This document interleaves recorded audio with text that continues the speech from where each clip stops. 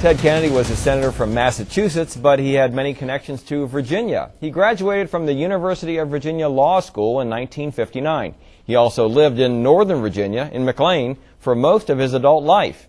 And he had an interesting visit to Lynchburg in 1983. Joining us now to discuss Ted Kennedy's Virginia connections is Janet Heininger, Senior Fellow for the Edward M. Kennedy Oral History Project at the Miller Center of Public Affairs at UVA. Jan, thanks for joining us. Hi, Bob. How are you? Very good. Now, he went to UVA Law School, but why?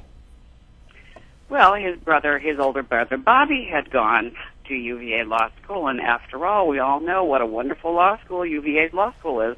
Okay, pretty simple answer there. As we mentioned, he lived in McLean for most of his adult life.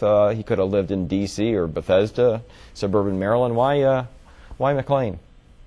Well, he could have lived anywhere, but he wanted to live close to his brother, and he had a wonderful piece of property right overlooking the Potomac River. And it was only a mile from Bobby's house, so the families were popping back and forth all the time. He also had, this was a place where he had a lovely tennis court, and he used to have many political leaders over to play tennis, including his good friend, Senator John Warner. Now, you say he was very good friends with Warner. They were, of course, from opposing parties. So how did that friendship develop? Well, you know, it's interesting. One of the things about Ted Kennedy is that no matter what side of the aisle you were on, you liked him. He had a wonderful sense of humor, and he also loved to sing. But he was also extremely pragmatic, and he understood that in the Senate that he entered in the early 1960s, it was important to have good relations with everyone, and he built friendships all through the Senate. That also meant that he had good friends who were Republicans, and he and John Warner both served on the Armed Services Committee, both interested in making sure that our military personnel were taken care of, and developed a close friendship. They understood each other. Mm-hmm. Now, you also have an interesting story about a visit by Kennedy in 1983 to Liberty Baptist College, now Liberty University. Can you share that with us? Well, this was quite an interesting tale because this is not a place that you would expect to see ultra-liberal, as he was viewed by Liberty Baptist College or Jerry Falwell, to see Ted Kennedy. But he inadvertently got an invitation to become a member of the moral majority and to support the moral majority. Well, his response was, well, that's interesting. I don't really think they meant to send that to me, but he contacted Jerry Falwell and he said, I'd be happy to come and talk to Liberty Baptist College. And Falwell, seeing this as an opportunity, invited him to come down, and he spoke to all 4,000 members of the college and the faculty community. And he gave what many view as one of his finest speeches.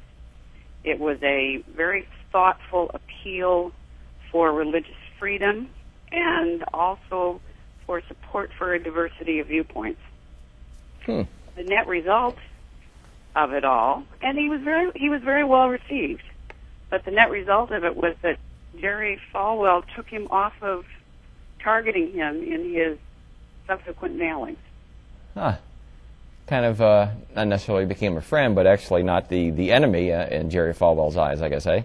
Well, it actually made Kennedy's point that when you get to know people, something that we can all learn, if you get to know people on a personal basis, you find that no matter what their reputation may be, that may not be what they're actually like. Not much time left, but the biggest impact nationally that pertains to Virginia? You know, Kennedy, from the very beginning, had a vision for what he wanted to be as a United States Senator, and that's that he believed that the government should be used to mitigate social problems.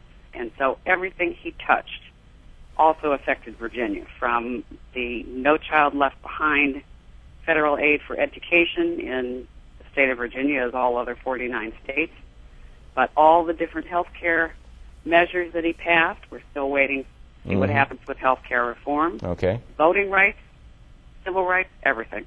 All right. Janet Heininger of the Miller Center of Public Affairs at UVA, thanks so much for joining us. Thanks very much, Bob. Now, for more information on Ted Kennedy and the Miller Center of Public Affairs at UVA, just go to our website, WHSV.com, and click on the Hot button.